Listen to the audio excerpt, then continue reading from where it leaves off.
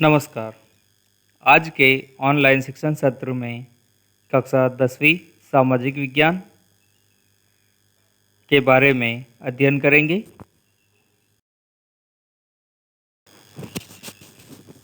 अध्याय 17 मुद्रा और वित्तीय संस्थाएं। बचत तथा साख। इनको देखने से पहले कुछ कहानी देखते हैं। पंकज राजस्थान के सीकर जिले के कटराथल गांव से हैं। उसके परिवार में माता पिता, 2 भाई, 1 बहन के साथ रहता है। शिक्षित है, ऊर्जावान है और अपना व्यवसाय प्राप्त करना चाहता है। व्यवसाय शुरू करने के लिए उसके पास में धन की कमी है, पैसे नहीं है। इसके लिए उसके पास सिर्फ एकमात्र विकल्प रहता है बैंक से ऋण या साहूकार जमींदार से उधार प्राप्त करें। दूसरी कहानी संजय झुंझुनू जिले के राजपुरा का है। उसके माता पिता वृद्ध हैं, बीमार हैं। परिवार में 3 भाई बहनों में सबसे बड़ा है। उसके पास 2 हेक्टेयर का खेत है जिस पर कृषि करके अपने परिवार का पालन पोषण करता है। लेकिन कृषि से जो आय मिलती है उससे परिवार की आवश्यकताएं पूरी नहीं होती हैं। संजय किसी व्यक्ति या संस्था से धन ऋण के रूप में या उधार के रूप में प्राप्त करना चाहता है। तीसरी कहानी नितेश तथा उसकी पत्नी चांदनी जयपुर के हैं। नितेश बैंक कर्मी व पत्नी सरकारी नौकरी हैं। दोनों अपनी मूलभूत आवश्यकताएं अपनी आय से पूरी कर लेते हैं, लेकिन आय का कुछ हिस्सा बच जाता है।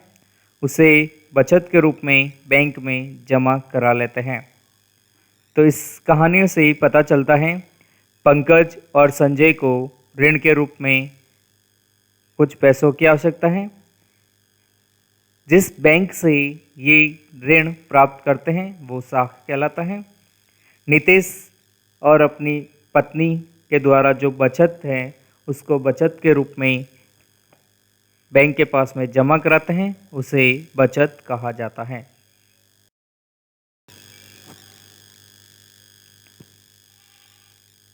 बचत या साख। इसके अंदर के देखते हैं। ये बैंक है भारतीय रिजर्व बैंक। बैंक के पास में भारतीय सरकार के पैसे या रुपए उपलब्ध हैं। अब एसबीआई बैंक भारतीय रिजर्व बैंक से ऋण के रूप में कुछ पैसे अपने पास रखता है तथा अपनी बचत के रूप में कुछ हिस्सा भारतीय रिजर्व बैंक के पास में रखता है।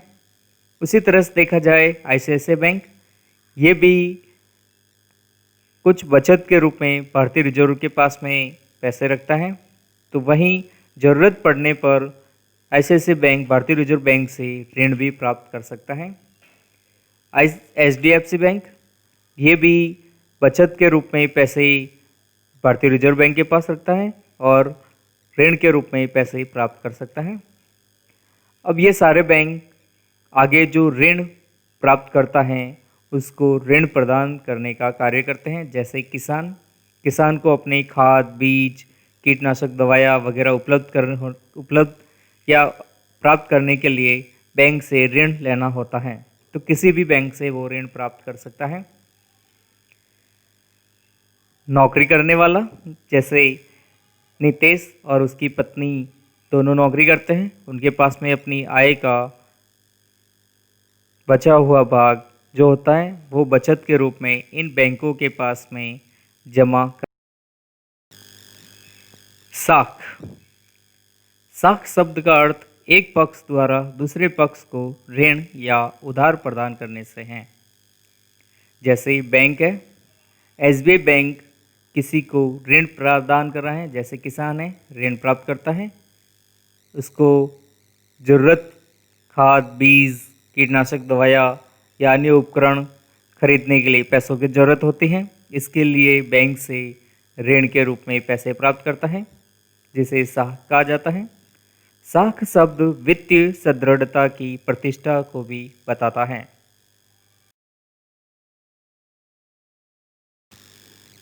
बचत आय का वह भाग जिसे उपभोग नहीं किया जाता तो बचत कहलाता है।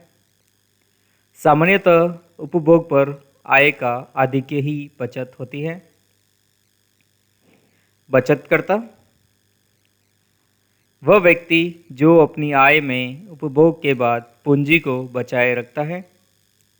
जैसे ये नितेश है, बचत करता है, जो अपनी पत्नी और अपनी आय को किसके पास जमा करेगा बचत के रूप में? बैंक के पास में जमा करेगा। तो इस तरह से बैंक के पास में क्या कर रहा है? बचत के रूप में जमा कर रहा है। अब इसमें एसबीआई बैंक भी हो सकता है, आईसीआईसीआई बैंक भी हो सकता है, एचडीएफसी भी हो सकता है, पीएनबी बैंक भी हो सकता है। अदर कोई भी बैंक होगा उसके पास जमा कराएगा, या किसी को ज़रूरत होने पर ये उधार भी दे सकता है।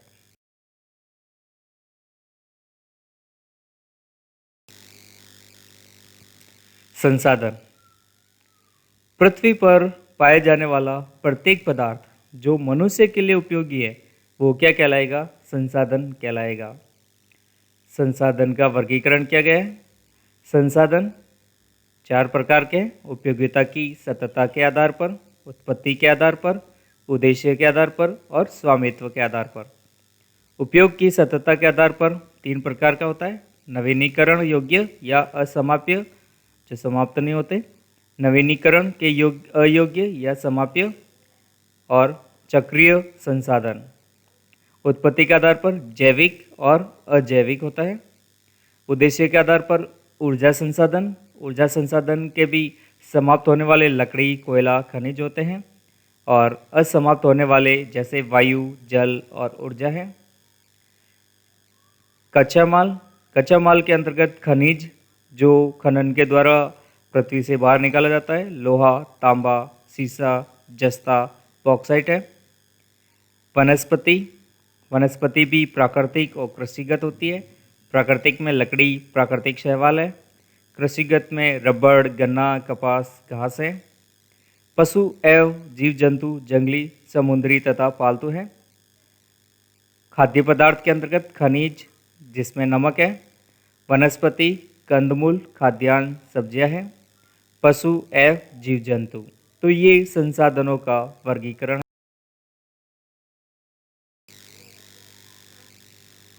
व्यापार एक आर्थिक क्रिया जिसके द्वारा वस्तुओं व सेवाओं का आदान प्रदान या हस्तांतरण होता है। इसके अंतर्गत मुख्यतः वस्तु का क्रय विक्रय सम्मिलित होता है। दुकानदार सामान बाहर से खरीदता है और उसको उपभोक्ताओं तक पहुंचाने का कार्य करता है। तो ये वस्तुओं का एक स्थान से दूसरे स्थान आदान प्रदान हस्तांतरण कर रहा है। उसके बदले में कुछ पैसे ले रहा है, यानी अपनी सेवाएं देने के बदले कुछ पैसे भी कमा लेता है। आर्थिक क्रिया हो गई इसकी। दुकानदार आर्थिक क्रिया द्वारा अपनी सेवाएं देता हुआ। वित्तीय मध्यस्थ, इसमें व्यक्ति, संस्थान तथा फर्म होते हैं जो बाजार में जमाकर्ता तथा उधार लेने वाले के बीच मध्यस्थ या सेतु का कार्य करते हैं। जैसे ये एक व्यक्ति है जमाकर्ता, जो अपनी पूंजी को बैंक में जमा कराता है। बैंक के द्वारा किसी व्यक्ति को ऋण या उधार प्रदान किया जाता है। जैसे किसान है, किसान को ज़रूरत होती है। किसान के अलावा मजदूर भी हो सकता है, जिसको अपने व्यवसाय शुरू करना है वो भी हो सकता है। जैसे कहानी पढ़ा था, पंकज राजस्थान सीकर जिले का है, जिसको अपना व्यवसाय शुरू करना है तो वो बैंक से ऋण या उधार प्राप्त कर सकता है। वित्तीय मध्यस्थों के पास सदैव धन उपलब्ध रहता है। जैसे बैंक के पास हमेशा धन उपलब्ध रहेगा। ये उचित ब्याज दर या स्वीकार्य आसान शर्तों पर साख प्रदान करता है। उचित ब्याज दर लेता है, अपने ब्याज दर के माध्यम से वापस इनकम भी प्राप्त करता है। आसान शर्तें होती है जिसके अंतर्गत हम ऋण या उधार प्राप्त कर सकते हैं। बैंक भी एक वित्तीय संस्था है जो मध्यस्थ का कार्य करती है। वित्तीय समावेशन समाज के गरीब, कमजोर, पिछड़े तथा निम्न आय वर्ग को वहनीय लागत पर वित्तीय सेवाएं प्रदान करके उन्हें वित्तीय सेवाओं से जोड़ना वित्तीय समावेशन कहलाता है। जैसे बैंक है, बैंक एक गृहिणी जो कुटीर उद्योग का कार्य कर रहे उसे ऋण देने का कार्य करेगा। किसान है, किसान खेती के लिए, पैदावार के लिए अच्छी पैदावार हो इसके लिए ऋण प्राप्त करता है बैंक से। एक मजदूर होता है, मजदूरी कर रहा है, फिर अपना व्यवसाय शुरू करना चाहता है तो साख के संस्थागत एवं गैर संस्थागत स्रोत। अर्थव्यवस्था में अनेक लोग ऐसे होते हैं जिनका खर्च उनकी आय से अधिक यह हो या उन्हें व्यवसाय को आगे बढ़ाने हेतु अधिक धन की आवश्यकता होती है। इसको पूरा करने के लिए उन्हें ऋण लेना होता है। वित्तीय संस्था वह संस्था होती है जो वित्तीय लेन देन के कार्य जैसे पैसे जमा कराना, ऋण के रूप में लेना या अपने पैसे निवेश करना ये संपन्न करती हैं। ये सारे कार्य बैंक, सहकारी समिति, साहूकार, देसी बैंकर के माध्यम से किए जाते हैं। ये बैंक है, ये ग्राम सेवा सहकारी समिति, यहाँ से भी हम ऋण प्राप्त कर सकते हैं, जमा भी करवा सकते हैं, पैसे ले भी सकते हैं, अपने पैसे निवेश भी कर सकते हैं। ये साहूकार है जिनसे हम पैसे उधार ले सकते हैं। इन वित्तीय संस्थाओं को संस्थागत तथा गैर संस्थागत स्रोतों में वर्गीकृत किया जाता है। संस्थागत साख प्रदान करने वाली संस्थाएं सरकार और भारतीय रिजर्व बैंक के पास में पंजीकृत होती हैं। जितने भी बैंक है, जितने भी सरकारी संस्था है जो संवैधानिक तौर पर कार्य करते हैं वे सब भारतीय रिजर्व बैंक के पास में पंजीकृत होते हैं। लेकिन साहूकार है, जमींदार है, ये संस्थागत स्रोत न होकर गैर संस्थागत स्रोत है जो भारतीय रिजर्व बैंक के पास में पंजीकृत नहीं होते हैं। इनका नियमन, नियंत्रण, निर्देशन भारतीय रिजर्व बैंक तथा सरकार द्वारा किया जाता है। ये संस्थाएं गरीब एवं कमज़ोर वर्ग को भी साख प्रदान करते हैं। ऐसा नहीं है कि जो पैसे वाले हैं या उनको ज़रूरत है उन्हीं को पैसे दे। जो गरीब है, जिनके पास रहने के लिए मकान नहीं है, खेत खलियान नहीं है, मजदूरी करे, ऐसे लोगों को साख या ऋण प्रदान नहीं करे। ऐसा नहीं है, सभी व्यक्तियों को, चाहे वह गरीब हो या कमज़ोर हो, उन लोगों को साख प्रदान किया जाता है। संस्थागत स्रोत बैंक है, सहकारी समिति है और गैर संस्थागत स्रोत के अंतर्गत साहूकार आते हैं। तो इससे हम समझ सकते हैं संस्थागत स्रोत और गैर संस्थागत स्रोत। वाणिज्य बैंक। बैंक पूंजी का उपयोग करने वालों तथा बचत करने वालों के बीच सेतु का कार्य करती हैं। यानी जिसके पास बचत के रूप पैसे है वो बैंक में जमा करा सकते हैं और बैंक से कुछ ऋण लेकर भी उसका उपयोग कर सकते हैं। वाणिज्य बैंक के कार्य। वाणिज्यिक बैंक के प्रमुख कार्यों में जमाएं स्वीकार करना, ऋण प्रदान करना तथा ग्राहकों को अनेक प्रकार की सेवाएं प्रदान करना सम्मिलित होता है। वाणिज्य बैंक चेकों के संग्रहण, लॉकर की सुविधा, बीमा किस्त के भुगतान, सांख्यिकी सूचनाओं के एकत्रीकरण व वित्तीय समावेशन का कार्य करते हैं।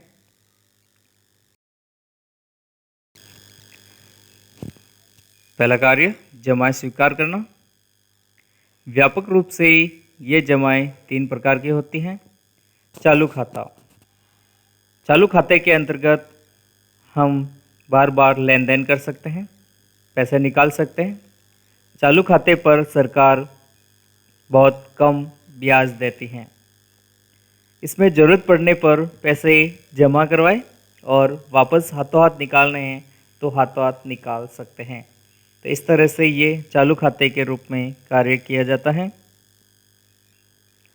दूसरा कार्य, बचत खाते की जमाएं तथा लेन देन पर कुछ प्रतिबंध होता है। बचत खाते के रूप में जो पैसे हमने जमा करवाए हैं उसको निकलवाने तथा बचत खा लेन देन पर कुछ प्रतिबंध लगा होता है। इस पर उचित ब्याज भी प्रदान किया जाता है।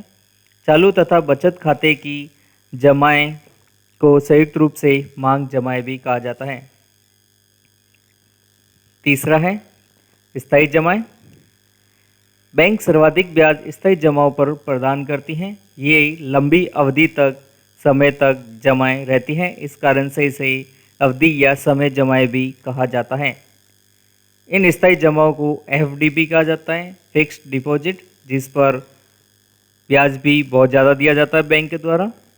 ये 1 वर्ष से 5 वर्ष, 10 वर्ष, 15 वर्ष, जितने समय तक आप फिक्स्ड डिपॉजिट करना चाहते हैं उतने वर्ष तक कर सकते हैं।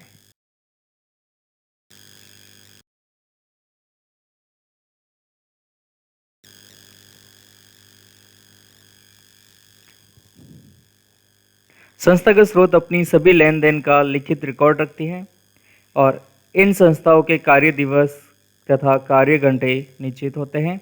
अतः ये सभी दिनों में सभी समय वित्तीय लेन देन के लिए उपलब्ध नहीं होते हैं।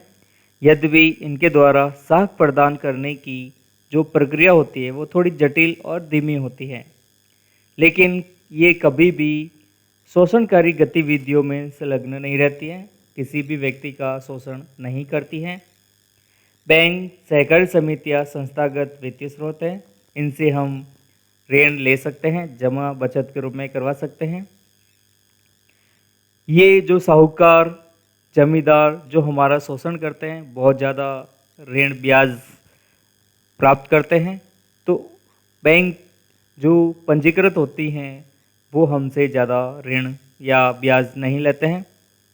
गैर संस्थागत वित्तीय स्रोत में वित्तीय संस्थाएं जो वित्त के लेन देन के संबंध में सरकार या भारतीय रिजर्व बैंक के पास में पंजीकृत नहीं होते हैं। इनके द्वारा जारी निर्देश का पालन हमें करना होता है, यानी बैंकों के द्वारा जो निर्देश होते हैं उनका कोई पालन नहीं करते हैं।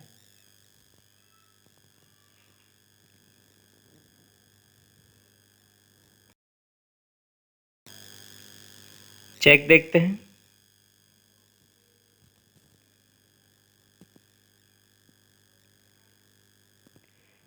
चेक किसे कहते हैं ये समझते हैं। चेक एक ऐसा आदेश पत्र है जो बैंक को किसी व्यक्ति के खाते से चेक पर नामित व्यक्ति को एक निर्धारित राशि के भुगतान का आदेश देता है। चेक एक प्रकार का क्या है, आदेश पत्र है जो बैंक को एक व्यक्ति के द्वारा दिया जाता है अपने खाते में से किसी दूसरे खाते में पैसे हस्तांतरण करने होते हैं। यानी चेक पर जो नामित व्यक्ति होता है जिसको देना है उसका नाम लिखकर निर्धारित राशि के भुगतान का आदेश देता है। चेक में कुछ पूर्तियाँ करनी होती हैं जो इस प्रकार हैं। पहली पूर्ति के अंतर्गत 2 समांतर तिरछी रेखाएं खींचनी होती हैं। दूसरा, जारी करने की दिनांक लगानी होती है। जिस दिन जारी कर रहा है व्यक्ति उस दिन दिनांक लगाएगा। भुगतान प्राप्तकर्ता का नाम लिखना है। भुगतान की राशि अंकों में और शब्दों में अंकित करनी होती है। अगर शब्दों में समझ में नहीं आता है तो अंकों में स्पष्ट रूप से दिखेगा। अगर अंकों में स्पष्ट नहीं दिख रहा है तो शब्दों में दिख सकता है। चेक जारी करने वालों की खाता की संख्या और चेक जारी करने वाले के हस्ताक्षर होते हैं। तो इस तरह से चेक में पूर्तियाँ होती हैं जो हमें पूरी करनी होती हैं। समांतर तिरछी रेखाएं, जारी करने की दिनांक, भुगतान प्राप्तकर्ता का नाम, भुगतान की राशि अंकों में व शब्दों में, चेक जारी करने वाले की खाता संख्या और चेक जारी करने वाले के हस्ताक्षर। वाणिज्य बैंक के कार्य। वाणिज्यिक बैंक के प्रमुख कार्यों में जमाएं स्वीकार करना, ऋण प्रदान करना तथा ग्राहकों को अनेक प्रकार की सेवाएं प्रदान करना सम्मिलित होता है। वाणिज्य बैंक चेकों के संग ऐसा कोई नियामक संगठन या केंद्र नहीं होता है जो गैर संस्थागत स्रोतों की गतिविधियों को निर्देशित करता हो। यानी कोई भी व्यक्ति अपने उसूलों के हिसाब से पैसे देने का, ऋण देने का कार्य करता है। सामान्य गैर संस्थागत स्रोत द्वारा ऋणियों से ली जाने वाली ब्याज की दर भी बहुत ज़्यादा ऊंची होती है। ये संस्थाएं बहुत लोचशील होती हैं। इनकी गतिविधियां समय बाधित नहीं होती हैं। इनके द्वारा साख प्रदान करने की प्रक्रिया बहुत सरल और सीधी होती है। इनके द्वारा बहुत कम कागजी कार्रवाई की जाती है। इन संस्थाओं द्वारा अपने लेन देन का बहुत ही कम रिकॉर्ड रखा जाता है तथा इन पर लेन देन के रिकॉर्ड में हेराफेरी के गंभीर आरोप भी लगते रहते हैं। गैर संस्थागत वित्तीय स्रोत अधिकांशतः स्थानीय होते हैं। ये क्षेत्र की संस्कृति, प्रथाओं, रीति रिवाजों से सुपरिचित होते हैं, अतः ये साख प्रदान करने एवं दिए गए उधार की वसूली में बहुत लोचपूर्ण व्यवहार प्रदर्शित करते हैं। ये संस्थाएं ऋणी की क्रियाओं, आर्थिक स्थिति, आर्थिक व्यवहार, भुगतान करने की क्षमताओं से परिचित भी होते हैं। इनके द्वारा प्रदत्त साख की अधिकांशतः वसूली हो जाती है। साथ ही अपनी मुद्रा को वसूल करने के लिए अनेक बार अनुचित साधनों का भी उपयोग करते हैं। यानी व्यक्ति के साथ मारपीट कर सकते हैं। उनके घर बार गिरवी जो रखे होते हैं उनको हड़प लेने का कार्य भी किया जाता है। तो इस तरह से ये गैर संस्थागत स्रोत हैं जो रिजर्व बैंक या सरकार के निर्देशों का पालन नहीं करते हैं। आगे है साहूकार। साहूकार शुद्ध रूप से स्वयं की पूंजी को उधार देते हैं। साहूकार अपनी पूंजी, स्वयं की पूंजी व्यक्ति को क्या करेगा? उधार देगा। इनके द्वारा जनता की जमाएं स्वीकार नहीं की जाती हैं। अगर कोई व्यक्ति कहता है हमारे पास पैसे हैं, आपके पास जमा रखे, तो नहीं रखा जाता है। ऋणियों से ऊंची ब्याज दर वसूल करने के कारण इन्हें शोषक भी माना जाता है। यानी साहूकार ब्याज दर बहुत ज़्यादा ऊंची रखते हैं, बहुत ज़्यादा ब्याज लेते हैं, इसलिए किसानों का है, मजदूरों का है, सबसे ज़्यादा अगर शोषण करने वाले होते हैं तो वो होते हैं साहूकार।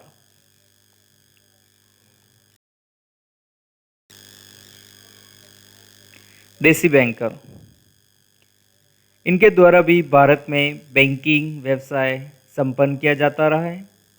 ये निजी फर्म या व्यक्ति होते हैं। देसी बैंकर के द्वारा किए जाने वाले कुछ कार्य, अगर देसी बैंकर के अंतर्गत देखा जाए तो ये भी बैंक की तरह कार्य करते हैं। आधुनिक वाणिज्य बैंकों के विकास से पूर्व बैंकिंग का जो कार्य होता था इन्हीं के द्वारा संपन्न किया जाता था। इनके कुछ कार्य हैं: जनता से जमाएं स्वीकार करना। दूसरा कार्य, ग्राहकों से संपत्तियां गिरवी रखकर ऋण देना।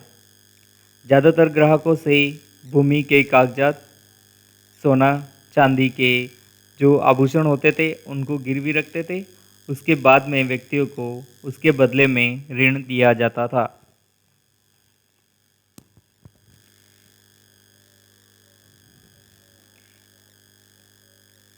एक स्थान से दूसरे स्थान तक कोषों का स्थानांतरित करना।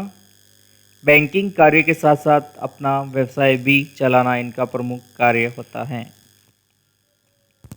छोटे व्यापारियों तथा छोटे उद्यमियों के साथ लेन देन का कार्य करना। ऋणी को वित्तीय स्थिति एवं व्यवसाय के संबंध में निजी जानकारी के आधार पर ऋण प्रदान करना। ग्राहकों के लिए बैंकर ही नहीं अपितु मित्र एवं सलाहकार भी बनना इनका प्रमुख कार्य था। तो इस तरह से ही देसी बैंकर वगैरह इनका कार्य है।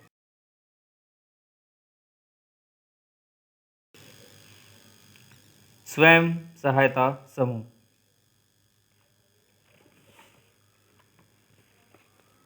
स्वयं सहायता समूह के अंतर्गत गांव की कुछ महिलाएं होती हैं जो इकट्ठा होने के बाद में अपनी पूंजी से स्वयं सहायता समूह की शुरुआत करते हैं।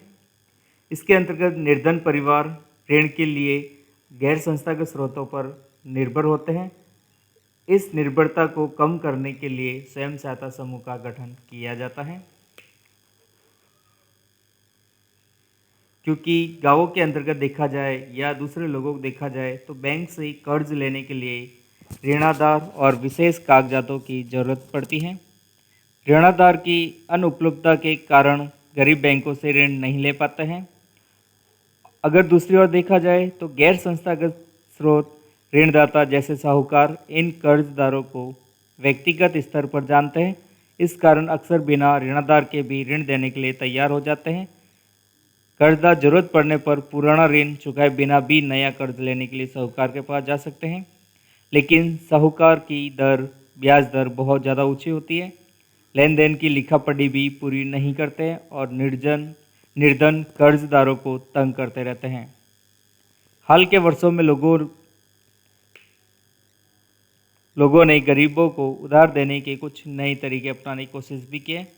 इनमें से ग्रामीण क्षेत्रों गरीबों को, विशेषकर महिलाओं को छोटे छोटे स्वयं सहायता समूह में संगठित करने और उनकी बचत पूंजी को एकत्रित करने पर आधारित है।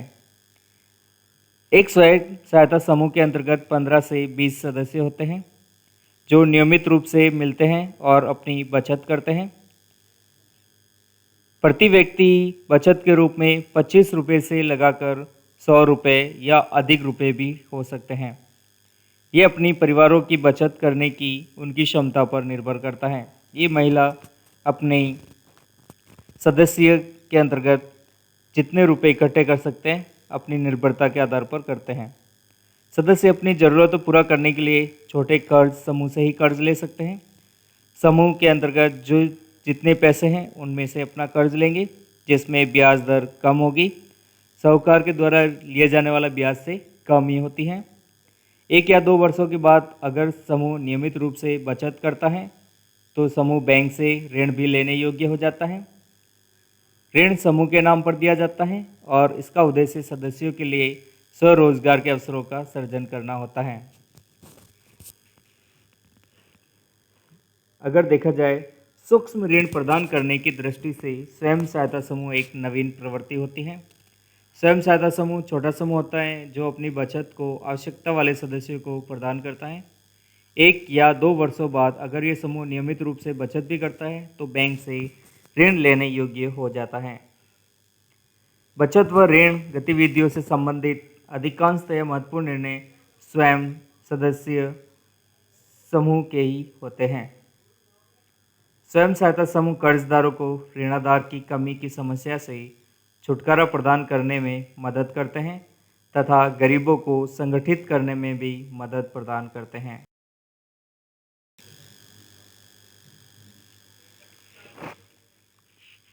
चिट फंड वह कंपनी जो चिट योजना का प्रबंध, संचालन तथा निर्देशन करती हैं चिट फंड कंपनी कहलाती हैं। चिट फंड भारत में चलने वाली विशेष बचत एवं ऋण योजना है। भारत में बचत की प्रवृत्ति को बढ़ावा देने एवं ऋण उपलब्ध करवाने की दृष्टि से चिट फंड कंपनियों की महत्वपूर्ण भूमिका होती है। इसमें सभी सदस्य एक अनुबंध का हिस्सा होते हैं तथा कुल जमा राशि निविदा निकालकर या नीलामी द्वारा किसी एक सदस्य को प्रदान कर दी जाती है। इसमें सभी सदस्य एक अनुबंध होता है।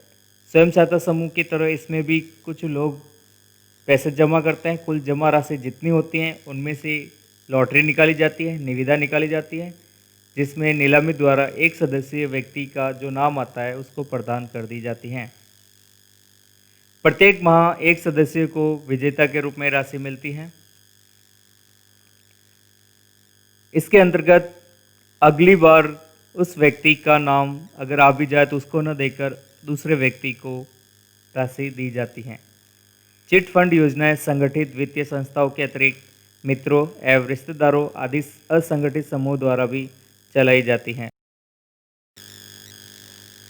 महत्वपूर्ण प्रश्न। पहला प्रश्न है, साख किसे कहते हैं? दूसरा प्रश्न, वित्तीय संस्था से क्या तात्पर्य है? उदाहरण सहित बताइए। वित्तीय संस्था से। तीसरा प्रश्न, देसी बैंकर किसे कहते हैं? इनकी प्रमुख विशेषताएं बताइए। देसी बैंकर की प्रमुख विशेषताओं के बारे में हमें बताना है। चौथा प्रश्न, अधिविकर्ष से क्या तात्पर्य है? अधिविकर्ष। प्रश्न 5, वित्तीय समावेशन से क्या तात्पर्य है? प्रश्न 6, वित्तीय संस्थाओं को कितने भागों में वर्गीकृत किया गया है? उनके नाम लिखने हैं और उदाहरण भी देना है। प्रश्न 7, वाणिज्यिक बैंकों के क्या कार्य हैं? उसका उल्लेख कीजिए। प्रश्न 8, देसी बैंकर व्यवस्था को समझाइए। प्रश्न 9, स्वयं सहायता समूह से आप क्या समझते हैं? इसको समझाइए। प्रश्न 10, चिट फंड किस प्रकार भारत में उपयोगी सिद्ध होने वाली प्रक्रिया बन गई है? स्पष्ट कीजिए। धन्यवाद। जय हिंद, जय भारत, नमस्कार।